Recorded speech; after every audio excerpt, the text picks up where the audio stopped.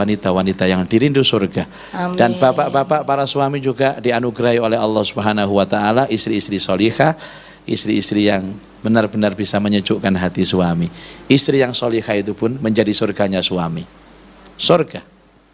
Jadi Anda itu menjadi surga suami sebelum surga aslinya dihadiahkan oleh Allah kepada suami. Pesan saya, jadilah surga-surga untuk suami Anda, untuk anak-anak Anda, dan untuk rumah tangga Anda. Kalimat baiti jannati, rumahku adalah surgaku, berawal dari para wanita. Demikian Mbak Cita. Masalahnya seringkali timbul Ustadz, ternyata berusaha untuk menjadi istri yang solehah itu tidak mudah Ustadz. Betul. Kan Ustadz nggak punya pengalaman jadi wanita kan? Iya, saya sempat diberitahu sama wanita-wanita itu. Tapi Masya Allah, bahwa pagi ini adalah bagian dari ikhtiar kita semuanya untuk bisa menjadi bagian dari penghuni surga. Mudah-mudahan bisa terwujud. Iya. Dan begini, ada yang otomatis. Tadi kan saya bercerita tentang ada yang berubah, ada yang tidak berubah. Ada yang berubah itu disebut dialek. Dialek orang surga itu adalah bahasa Arab. Masya Allah. Jadi akhirnya kan semuanya gelisah Mbak Cita. Lut, bagaimana saya belum pernah kursus bahasa Arab? Saya bukan orang Arab, tidak. Anda secara otomatis nanti kalau masuk surga bahasanya secara langsung bisa bahasa Arab. Ya. Jadi orang Darjo, Sendeso, nanti semuanya kaifahalak alhamdulillah. Aina anta min aina anta gitu. Kita kan sudah pernah belajar kalau umroh ya, Khamsa Riyal. Bahkan orang sana yang ikut kita Ustadz, 5 rial. Dan jodohnya kalau sudah menikah ya jodoh kita di surga jika sama-sama beriman. Itu ada dalam surat At-Tur ayat 21, walladzina amanu wattaba'ashum dzurriyyatuhum biimanin alhaqna bihim dzurriyyatahum. Orang-orang yang beriman akan diikuti oleh pasangannya yang beriman. Orang tua beriman diikuti anak yang beriman, suami beriman diikuti istri beriman. Alhaqna bihim, akan kami kumpulkan mereka dalam satu rumah kembali. Masya Allah. Masya Allah. Jadi bidadari saya pun itu istri saya nanti. Kalau memang sama-sama beriman. Tapi kalau ada yang tidak beriman, maka akan digantikan dengan bidadari lain. Terus Gak dikatakan. ada cemburu ya Ustaz di sana. Nah, tidak ada. Ayatnya wa nazza'na ma fi sudurihim min ghillin tajri min tahtihal anhar. Kami akan angkat rasa benci, cemburu, dendam di surga. Tidak ada rasa-rasa itu. Cuma persoalannya begini, Mbak Cita dan juga Ibu-ibu Yasmin. Ditanya, kalau ada bidadari Ustadz, apa ada bidodoro di sana? Kan gitu, ya kan? Ini kan sering tanya pengajian-pengajian itu.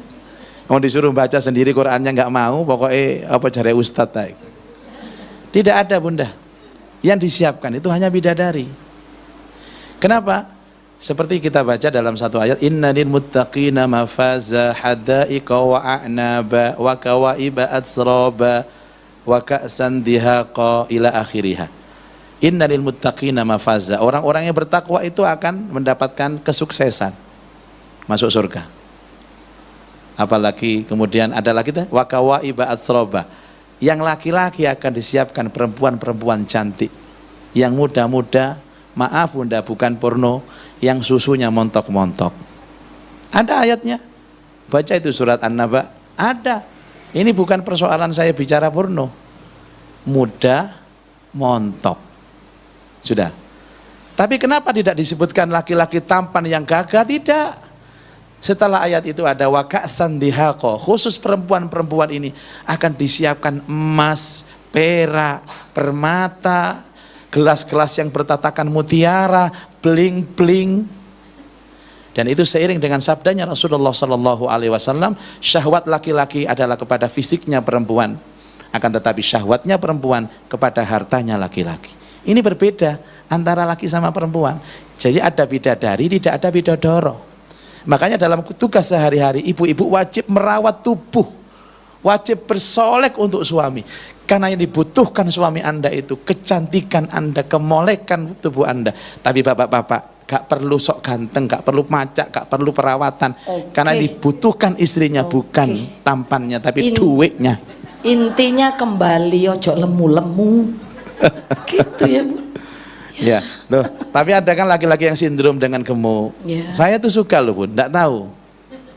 Ya mohon maaf ya, kan namanya juga saya punya selera. Bun, Ya. Bun, cantik itu enggak hilang walaupun sepuh. Itu janji Allah di Quran loh. Ayatnya semuanya ada. Ya enaknya hafal Quran kan gitu Mbak Cita. Tua cantik, cuma cantiknya level tua. Jadi salah kalau ada orang kemudian sudah tua nggak merawat tubuh. Sas tuwek Mbak, wis kayu maneh wis paling ngebojo wis ngelirik sing enom. Belum tentu. Tua itu ada aura cantiknya Bunda. Ya. Ada aura cantiknya. Memang secara fisik kalau sudah tua itu kan hilang cantiknya. Makanya disebutkan orang cantik ndak awet. Yang awet itu jelek. Ya, mohon maaf loh Bunda. Coba 20 tahun cantik, 40 tahun cantik, 80 tahun tidak cantik lagi. Coba kalau elek.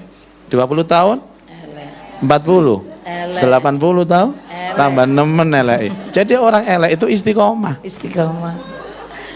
Ya, kalau orang cantik itu dari cantik berubah menjadi elek, jadi nggak istiqomah. Semua ilmunya ada Bunda. Jadi nanti kita harus kaji betul-betul, harus kita kaji. Oke. Ustadz, kita beri kesempatan ya untuk dengan senang hati Mbak Cita, alhamdulillah. Monggo Bunda silakan tanya, jangan ada unek-unek. Assalamualaikum warahmatullahi wabarakatuh. Waalaikumsalam warahmatullahi. Mohon izin bertanya Ustadz. Iya Bunda. Saya kan sebagai ibu rumah tangga, pengen juga menjadi wanita soleha. Pertanyaan saya, kalau dalam rumah tangga itu sifat-sifat suami istri kan ada perbedaan. Bagaimana cara menyikapinya? Serta dalam bermasyarakat itu bagaimana kriteria wanita soleha dalam menanggapi kayak dicaci, dicemooh, dibully gitu Ustadz, sama ya namanya bermasyarakat, bagaimana kita menanggapinya supaya kita benar-benar menjadi wanita soleha penghuni surga.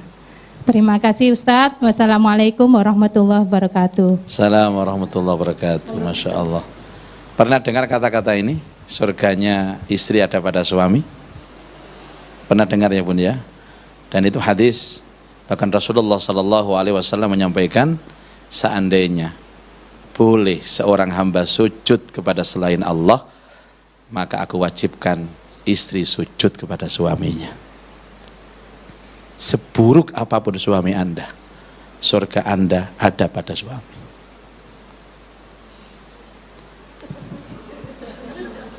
Bunda, sudah. Ini yang pertama. Ketika seorang perempuan itu dengan rela menerima pinangan seorang laki-laki untuk dia jadi istrinya, sesungguhnya kata-kata itu harus dicamkan di depan. Bahwa ketika saya menerima papa sebagai suami mama, maka mama juga akan mengakui bahwa surga mama ada pada papa.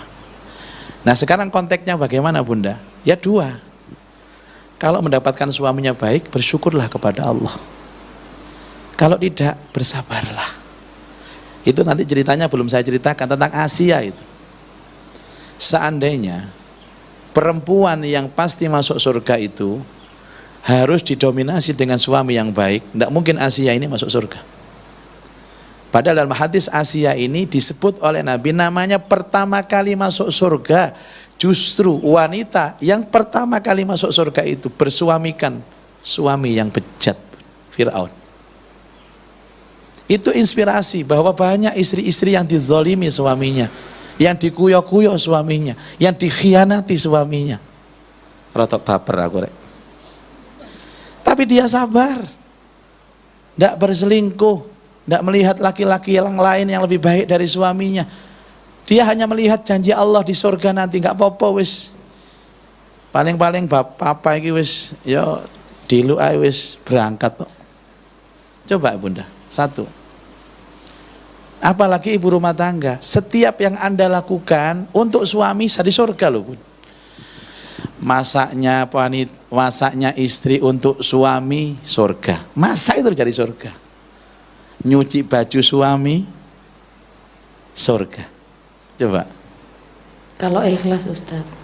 Iya, intinya harus ikhlas. Tapi ikhlas kan bisa dibangun. Soalnya kalau nggak ikhlas yang masuk surga embernya Ustaz. Apalagi di ibu laundry ya. Yang masuk surga siapa? Ibu laundrynya. Udah. Anda menunggu di rumah suami dengan setia, itu surga. Ada sebuah hadis yang sahih. Siapa seorang perempuan, istri yang meninggal dan suaminya ridho atas dirinya, wajabat lahal jannah, pasti masuk surga. Walaupun dosanya banyak. Tuh Bu. Coba. Sabar Bu. Cok cemacem nak lagak iki. Kamu bahasa Madura boleh aku. Ibu, hari ini itu hilang fungsi itu.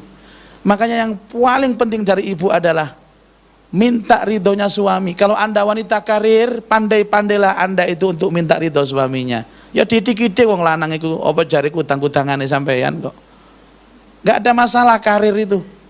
Dan sekarang wanita harus karir, gender itu harus ada memang. Dengan syarat Anda diridhoi oleh suami Anda. Dan adapun ridho kan mudah sekali. Papa, Isa, ilmunya ada di samping saya ini. Ini banyak ilmu untuk minta ridhonya suami. Ya, satu.